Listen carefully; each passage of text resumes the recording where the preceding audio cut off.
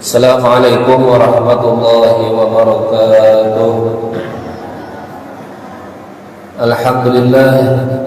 Alhamdulillahilladzi hadana li hadza wa ma kunna linahtadiya laula an hadanallah.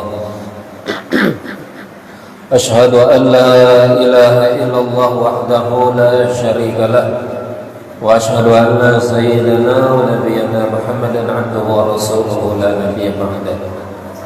Subhanaka la ilma lana illa ma 'allamtana innaka antal alimul hakim.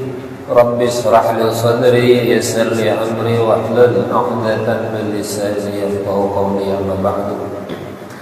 Para jemaah yang dimuliakan Allah, alhamdulillah kita panjatkan rasa syukur kepada Allah Subhanahu wa taala atas segala nikmat yang diberikan oleh Allah kepada kita, mulai dari nikmat kekuatan, kesehatan, nikmat rezeki, nikmat ilmu, dan nikmat iman dan takwa, sehingga kita bisa hadir di dalam majelis ini.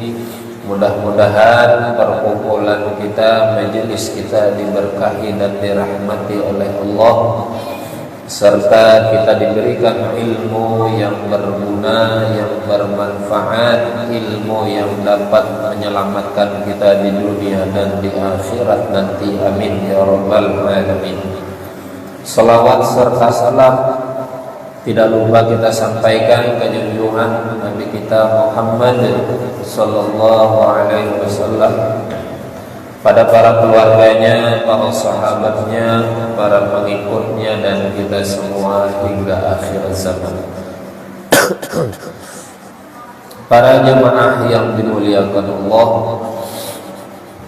kita melanjutkan kajian pelajaran kita di dalam kitab Munajat, yaitu penjelasan doa-doa yang ada di dalam kitab Munajat. Masih halaman 19. Kalau minggu kemarin doanya Allahumma rabbana anzil alaina ma'idah, itu ya, itu doa Nabi Isa supaya diturunkan rezeki makanan oleh Allah. Nah, doa itu bisa kita amalkan juga supaya rezeki kita juga dilancarkan oleh Allah. Nah, doa selanjutnya, Rabbana zalamna anfusana wa illam taghfir lana wa tarhamna lanakunanna minal khasirin. Doa ini tidak asing bagi kita, hafal semua insyaallah. Doa ini dibaca oleh Nabi Adam alaihi salam. Nabi Adam yang baca doa ini, Rabbana zalamna. Jadi Nabi Adam itu ketika selesai diciptakan oleh Allah, kemudian tempat tinggalnya di dalam surga, lalu setelah diciptakan dan Allah ingin menjadikannya pemimpin khalifah nanti di muka bumi, tapi sebelum diturunkan ke bumi, tinggal dulu di surga, dites, diuji dulu. Di dalam surga itu penuh nikmat. Nah, ketika itu selesai diciptakan, Allah menyuruh para malaikat dan jin untuk sujud. Ini hormat, ya. Makna sujud itu menghormati Nabi Adam. Semua sujud illa iblis, kecuali iblis yang tidak mau sujud kepada Nabi Adam. Tidak maunya iblis ini lalu ditanya oleh Allah, kenapa tidak mau sujud kepada Adam? Lalu kata iblis, ana khairun minhu, aku ini lebih baik dari dia. Lebih baik dari sisi mananya? Khalaqtani min nar wa khalaqtahu min tin. engkau ciptakan aku dari api, sementara Adam engkau ciptakan dari tanah. Maka kata iblis, lebih baik aku daripada Adam. Makanya tidak mau sujud kepada Nabi Adam. Nah, ini sudah ada dari zaman itu, bahwa pengakuan terhadap silsilah yang lebih baik itu sudah ada. Siapa yang mengaku silsilah lebih baik? Ya iblis itu. Maka ketika ada orang saat ini mengaku silsilah asalnya itu lebih baik dari orang lain, berarti sama dengan iblis. Sama dengan iblis, tidak ada kata lain. Kenapa? Karena iblis sendiri mengatakan bahwa aku ini dari api lebih baik. Nah, kalau ada orang saat ini mengatakan dirinya lebih baik, turunannya lebih baik dari orang lain, itu berarti karakter iblis ada di dalam dirinya. Hati-hati kita. Nah, begitu tidak mau iblis ini sujud lantaran merasa lebih baik, maka iblis dikeluarkan oleh Allah dari surga. Padahal sebelumnya iblis ini orang yang taat ibadah, taat perintah Allah.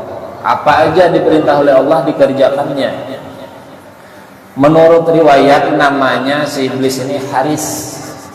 Di dalam kitab-kitab tafsir yang dahulu, yang tua itu nama iblis ini Haris namanya. Ini mohon maaf kalau ada namanya Haris. Nah, si Haris ini taat, rajin ibadah, tapi ketika tidak mau sujud kepada Nabi Adam, maka berubah namanya iblis. Nah, kita juga sama. Kalau ada si Haris tidak mau taat pada perintah Allah, maka ganti namanya jadi iblis. Keluar iblis dari surga. Lalu Allah berfirman kepada Nabi Adam, singkat cerita. Wa qulna ya Adam uskun anta wa zawjukal jannah. Ujar Allah, wahai Adam, tinggallah engkau beserta istrimu di dalam surga ini. Makan saja apa yang bisa kamu makan. Silahkan nikmati segala fasilitas yang ada di surga. Cuma satu syarat, wala taqraba hadhihi syajarah. Jangan engkau dekati pohon ini. Ini aja syaratnya. Silahkan fasilitas semua yang ada selengkapnya di dalam surga ini gunakan. Makanan yang apa dimakan, minuman yang ada diminum sepuas-puasnya. Tapi satu, jangan dekati pohon ini. Itu aja, ringan sebenarnya, mudah. Ternyata lagi enak-enak tinggal di surga, datang dahulu yang kawan lamanya yang tidak hormat kepadanya itu, ya iblis itu datang. Iblis ini kada kawan melihat orang itu hidup nyaman. Iblis itu tidak bisa melihat orang itu hidup nikmat, itu tidak bisa. Akhirnya Pak, iblis menjelma. Menurut riwayat di surga itu ada satu hewan, tugasnya mengantar makanan. Nah, si iblis menjelma menjadi hewan itu. Ada juga yang menyebutkan si iblis masuk ke dalam tubuh binatang itu, sehingga sampailah ke hadapan Nabi Adam.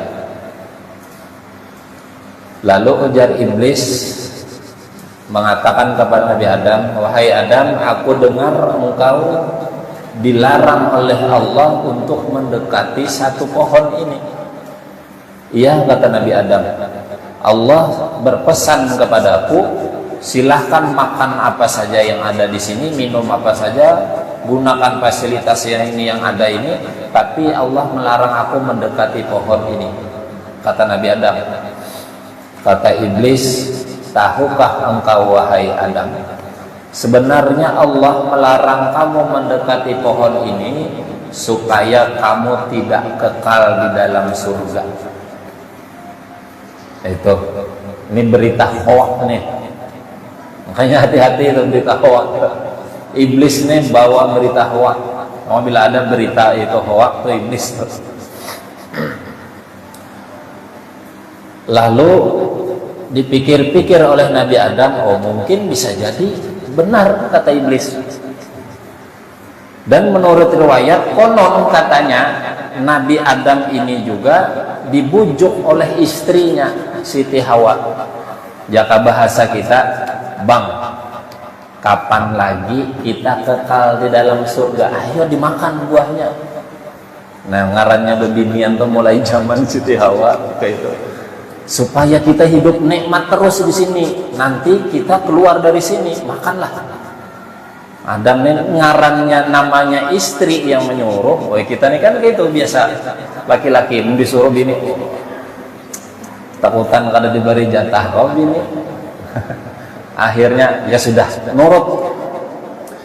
Si Adam, Nabi Adam ini lupa tidak konsultasi dulu dengan ulama sepuh. Siapa ulama sepuh? Malaikat. Malaikat itu kan orang yang paham Al-Quran, tahu. Harusnya konsultasi dulu. Ini benar tidak berita yang dibawa oleh si iblis ini? Harusnya. Nah, ini tidak konsultasi dengan ulama, dengan malaikat, langsung aja. Akhirnya makanlah berdua. Ternyata apa? Salah. Yang disampaikan oleh iblis justru sebaliknya. Terlepaslah semua pakaiannya, terlihatlah segala auratnya. Lalu ujar Allah, ihbitu, keluar dari surga. Nah, akhirnya keluar Nabi Adam dari surga beserta istrinya.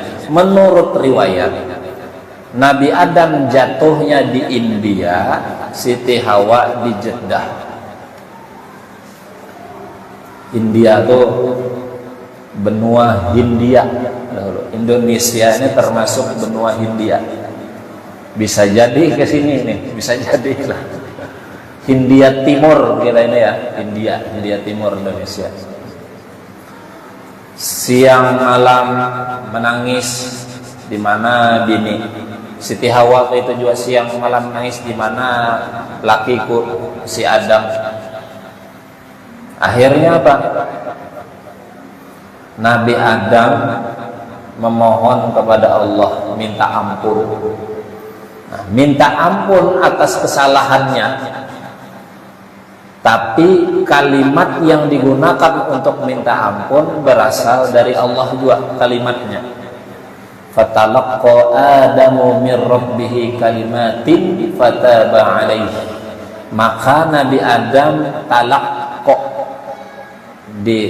ditalqin lah, kalau bahasa tarekat itu kan gitu, ditalqin, diajari oleh Allah beberapa kalimat doa, dan Allah Maha penerima taubat. Apa kalimat doanya? Rabbana zalamna anfusana wa illam taghfir lana wa tarhamna lanakunanna minal khasirin. Kalimat ini datangnya dari Allah. Rabbana zalamna, seolah-olah begini, kata Allah, kalau mau ku ampuni dosamu, ini kalimatnya, silahkan pakai. Itu. Lalu Nabi Adam baca Rabbana zalamna. Tapi dalam riwayat lain sebenarnya memang banyak doa-doa Nabi Adam, tidak cuma ini.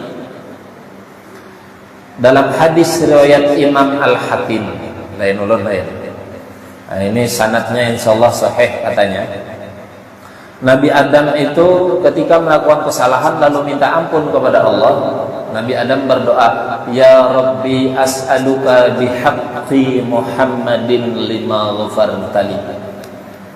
Ujar Nabi Adam, ya Tuhanku, ya Allah, ampunilah aku dengan haknya Muhammad. Yuk, Nabi Muhammad sudah disebut oleh Nabi Adam. Selain Rabbana zalamna ini, ada doa lain Nabi Adam minta ampun, yaitu dengan menyebut nama Nabi Muhammad. Allah kaget, takajud lah bahasa kita, kisahnya. Ujar Allah mentes Nabi Adam, Ya Adam, wa kaifa arafta Muhammadan wa lam akhluqhu? Wahai Adam, bagaimana engkau tahu dengan Muhammad padahal aku belum menciptakannya? Belum ada diciptakan. Lalu kata Nabi Adam, lamma khalaqtani biyadika wa nafakhtu fiyya min ruhika. Dahulu ketika engkau selesai menciptakan aku dan engkau tiupkan ruh ke dalam tubuhku, kata Nabi Adam, wa rafa'tu ra'si, ku angkat kepalaku, fara'aitu ala qawaimil arsy, dan aku lihat di tiang-tiang arasy, kata Nabi Adam, maktuban, bertuliskan dua kalimat, la ilaha illallah Muhammadur Rasulullah. Sudah ada tulisan itu. Rupanya Nabi Adam tuh berpikir, ini kok ada nama Muhammad disandingkan dengan nama Allah, berarti Muhammad ini orang yang sangat dicintai oleh Allah, dan Muhammad ini adalah orang yang sangat mencintai Allah. Mereka ini saling mencintai, dipikir Nabi Adam.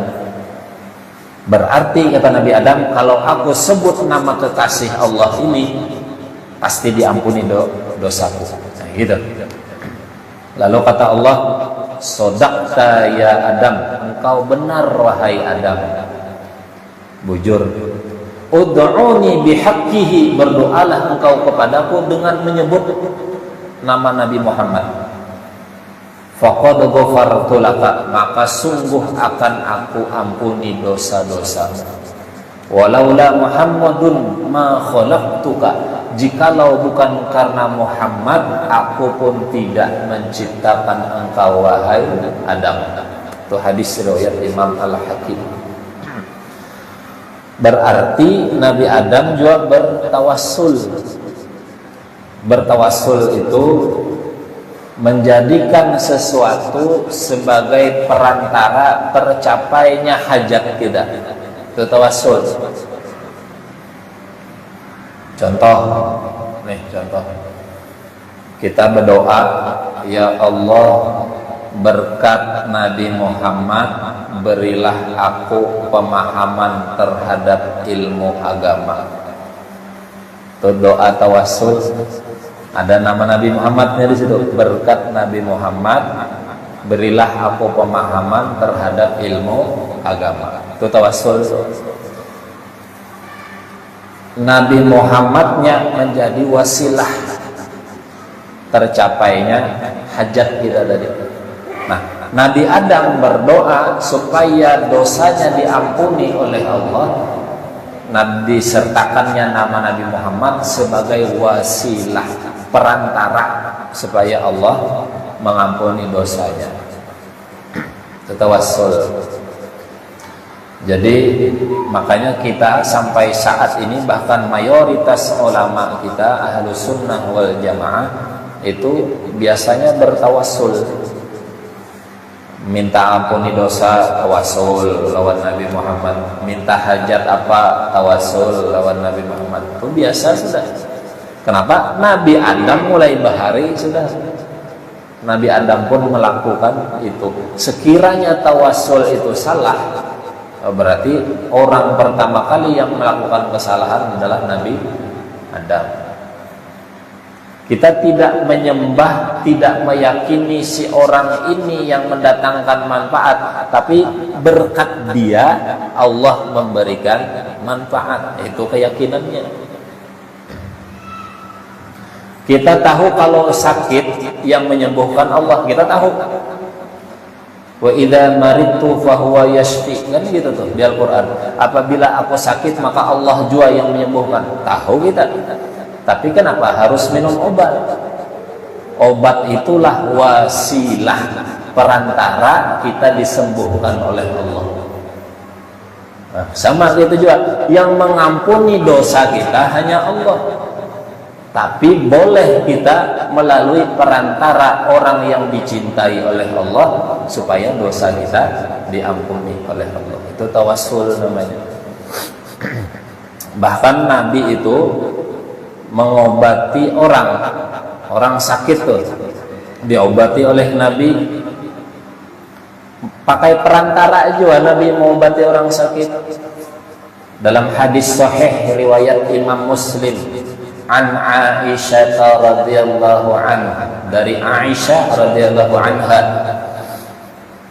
anna Nabi sallallahu alaihi wasallam, bahwasanya Nabi sallallahu alaihi wasallam kana yaqulu lil marid, Nabi mengatakan kepada orang sakit, turbatu ardina birqati ba'dina yushfa syaqimuna biidni rabbina. Itu doa Nabi.